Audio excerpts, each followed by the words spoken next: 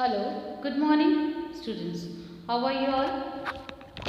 I hope that you all good and fine at your home. You know why I'm going to reciting with the book on self? It will be better for you that you can understand it properly. With the line by line if you are going, then you can understand. As I am just explaining you, I won't make you understand that where am I while studying. So how you can understand. Yesterday we have completed two experiments. First was starch for a given sample, a second for fats. Okay, I hope that you have understood it comfortably. Today we are going to deal with the third components of food, that is proteins. You know, proteins are also bodybuilding food, we can say, because they are very much important. Those who are working for just maintaining their muscles and bones, they used to take proteins in their daily diet. First thing, so what are proteins? Proteins are naturally they are called bodybuilding food. Proteins are made up of simple units, that is amino acids. Your muscles, bones, cells, antibodies, enzymes and some hormones are largely composed of proteins. That means while this all types, the parts of our body, these hormones, muscles all contains proteins as we are taking in our food. They helps what? For repairing the worn out tissues, blood clotting and fluid balance, to maintain the fluid balance in our body. Now what are the sources of proteins, that from where we can get, or by eating what type of foods we can say that we are just having proteins in our daily diet. So first of all is the milk. You know, milk is a good for our health, and especially children want to avoid it, but it's very much important for your students. You should take early in the morning. Eggs, peanuts, oats, pulses, whole meats, products, peas, fish, meat, etc. are all good sources of proteins. So these are the sources of proteins which are very important. Now the next comes is vitamins. As you know, vitamins, minerals, proteins are all important for our body. So what does the function, or what are the functions of vitamins? Actually these are essential for the proper functioning of our body. While we are taking in required amount, our body, they helps in keeping our eyes, bones, teeth and gums healthy.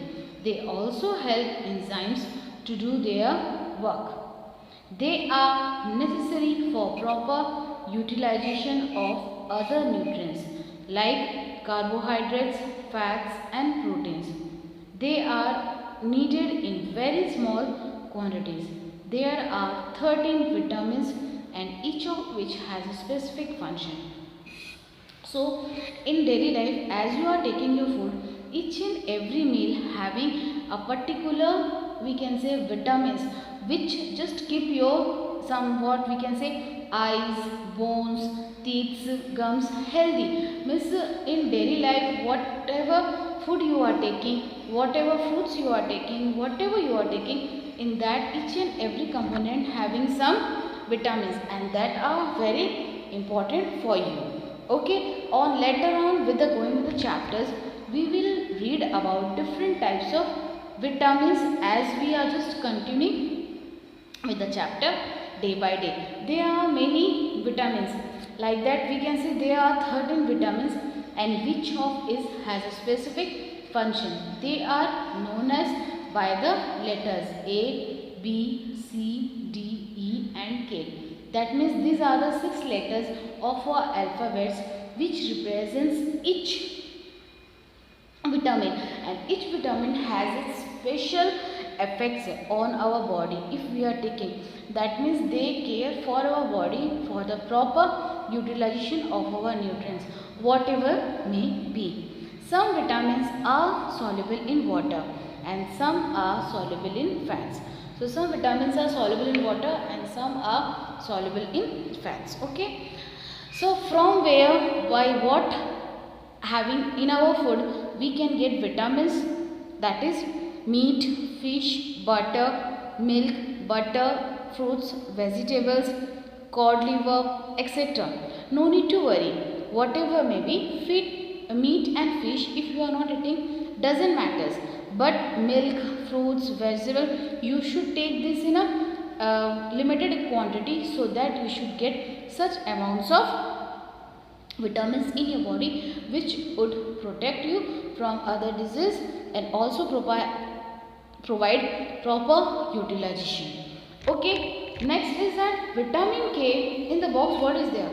Vitamin A, D and K are fat soluble and therefore can be stored in the body. Vitamin K, vitamin B complex and vitamin C are water soluble. Therefore cannot be stored in for a long time of period. Now the next page comes is, the next page we have to study is about the proteins. Means through a test we are going to just observe that whether the food sample also contains proteins or not. So what we are taking, what materials we need, that is food sample first, copper sulfate solution, sodium hydroxide. Sodium hydroxide is one of a base, and test tube.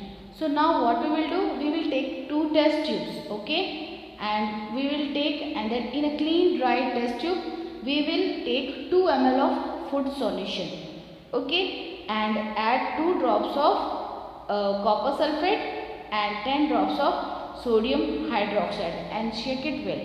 After shaking, what observation you are just getting, that the food sample turns purple or violet, and thus we can conclude, if the food sample has been changed into purple or violet, that means that this food sample contains proteins. That means the food sample having protein presence also. Okay. So here we complete this food sample. It is easily can be done by you. Now the next topic comes is minerals. Proteins we did, vitamins we did. What does proteins give us? That also we know. What does vitamins provide us? That also you have learned. Now we are going to study about minerals. What does the minerals provide us? Actually, the minerals are inorganic salts that contain chemical elements. Just like vitamins, minerals help our body to stay healthy. Okay, so each mineral has a specific function to perform in the body. They are also needed in small quantities. Minerals are very important for the following reasons. That means, being an inorganic salts, they contain such type of animals which have each and every minerals having a specific function that can be performed in our body for the betterment of our body or to keep either our body healthy. So they are needed in small quantities. Why the minerals are so important? Some minerals are important for growth and repair of the tissue of the body. Some minerals control chemical reaction that occur in the body. Some of them give the blood its correct composition. Some are essential for the proper formation of bones and teeth. That means each and every minerals having each specific reason to perform a special function in our body. Okay, so they are just performing for the betterment of our growth and development, for repairing our tissues. This controls the chemical reactions that occur in the body. Then the blood gives its correct composition. and they are essential for the process of formation of bones and teeth too. The main function of minerals are: first mineral, iron. Iron is essential for the formation of red pigment, hemoglobin in the blood. You know, just for improving, as the doctor says that you have a insufficient blood, means hemoglobin in your blood, then what we are, iron we have to eat, and for that many different types of foods are present, fruits are present, that if you are taking in your daily diet, you should be increased. Second is iodine, is important for the normal functioning of the thyroid gland. So iodine, you know, in this iodine word used in a salt also. That is why for the main function of thyroid gland, iodine is used. Sodium is important for the transmission of message through the nervous system, and for our muscles to contract. So sodium, what does it? They are important as they transmit message through our nervous system. Means from our brain, whatever we want to do for the particular muscles to contract, they used to do. The last is calcium and phosphorus are important for the formation of our teeth and bones. Last, a lack of these minerals in the diet leads to deficiency disease. If iodine, sodium, iron or either calcium and phosphorus lacks in our body, in our diet, then we should be suffered from a severe deficiency disease. So it's better to avoid this and should have in your food this proper way of eating your food on time. This is the first request for you all. Second, what is the homework for you all?